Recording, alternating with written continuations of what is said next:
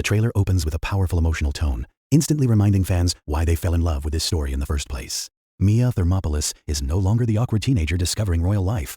She is now fully grown into Queen Mia, carrying the weight of an entire nation on her shoulders. But despite the elegance, the grace, and the confidence she shows in public, there's a quiet tension behind her eyes that tells us something isn't right. The palace feels grander than ever, yet colder, almost as if the crown she wears has become heavier than she ever imagined. As the narration builds, we learn that Genovia is facing a new kind of crisis, not just political, but deeply personal to Mia's legacy.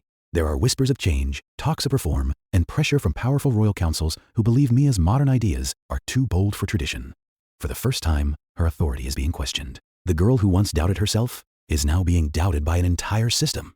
And that emotional conflict becomes the heart of the trailer's tension. The music slowly rises as we see Mia navigating royal duties, diplomatic meetings, global appearances, and difficult decisions that test her compassion. She wants to lead with kindness, just as her grandmother taught her, but the world around her demands strength, strategy, and sometimes sacrifice. The trailer brilliantly shows this inner battle, Mia torn between staying true to herself and becoming the ruler others expect her to be. Then comes the emotional anchor of the story, the legacy of Queen Clarice. Even though her presence is felt through memories, guidance, and the values she left behind, Mia now has to stand without that safety net. The trailer subtly reminds us that Mia isn't just protecting a throne. She's protecting everything her grandmother built. Every decision she makes now carries history, honor, and expectation. But just when it feels like this is purely a political struggle, the trailer introduces a deeply personal twist. A new royal alliance is proposed, one that could secure Genovia's future, but at a personal cost to Mia's freedom.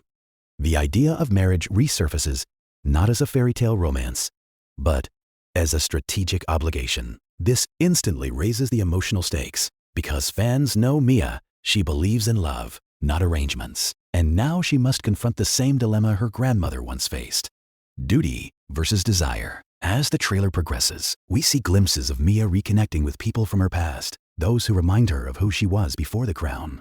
These moments add warmth, humor, and nostalgia, balancing the heavier royal tensions. They remind the audience that beneath the queen is still the relatable girl from San Francisco who valued friendship, honesty, and individuality. The pacing then sharpens. Political pressure intensifies. Media scrutiny grows. Public opinion begins to divide. Some see Mia as the future of Genovia. Others see her as a risk to tradition.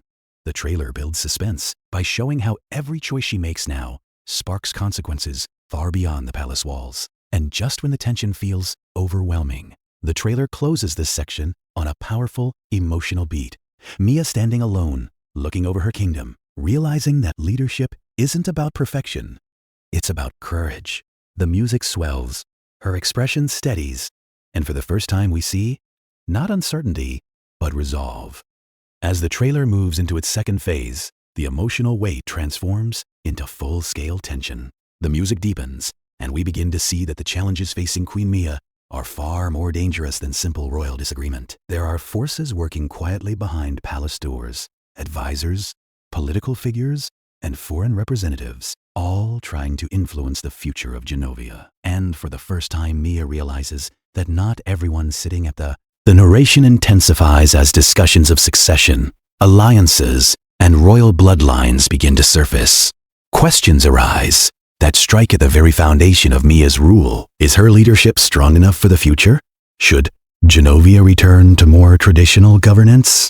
These whispers slowly grow louder, turning into pressure campaigns that follow her everywhere, from council chambers to global summits. The trailer makes it clear, this is no longer just about ruling, it's about proving she belongs on the throne at all. Amid this rising political storm, the proposed royal alliance begins to take center stage. The potential partner is powerful, respected, and politically perfect, someone who could silence Mia's critics overnight. But the emotional conflict is written all over her face. This isn't the love story audiences remember. This is diplomacy, disguised as romance. Every conversation about the alliance feels like a negotiation, not a connection. And that contrast adds a layer of quiet heartbreak to the narrative. Just as Mia feels increasingly isolated, the trailer shifts tone by reintroducing key figures from her past who bring both comfort and clarity. Their presence reminds her of the values she once held so fiercely: honesty, independence, and leading with heart. Through heartfelt conversations and moments of reflection, Mia begins questioning whether securing Genovia's future should mean sacrificing her own happiness. But the stakes rise even higher when an unexpected crisis hits the kingdom. The trailer hints at economic instability and international tension that threaten Genovia's global standing. Trade partnerships falter, diplomatic trust weakens, and suddenly, the alliance proposal is no longer optional. It's being framed as the kingdom's only solution. This transforms Mia's personal dilemma into a national emergency. Visually and emotionally, the trailer accelerates. Royal ceremonies feel more like obligations than celebrations. Council Meaty